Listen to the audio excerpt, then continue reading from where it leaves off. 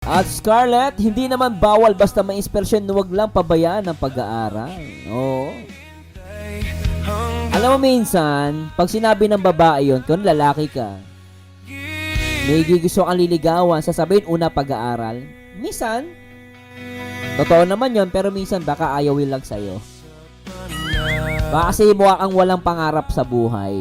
Kasi alam mo, bilang lalaki, pag-aharap ka sa isang babae, ayusin mo yung sarili mo. Biruin mo, maliligaw ka. Di ba? Maliligaw ka sa isang babae, ang itsura mo, yung buhok mo, yung itsura mo, yung kuko mo, madumi. Di ba? Minsan, bilang isang lalaki, bago ka manligaw, ayusin mo yung sarili mo. Hindi mo naman kailangan maging gwapo. Hindi mo naman kailangan maglakas ang sex appeal mo.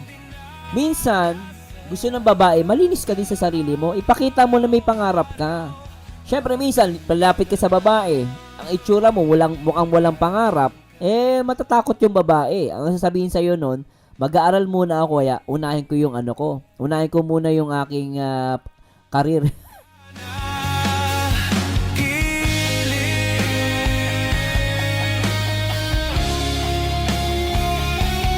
Sabi ni Shudana, Sir, ang mga babae unang tumitingin niyan sa kuko at ngipin, di bali, hindi kagwapuan, basta malinis, yun ang sinasabi ko, Shudana.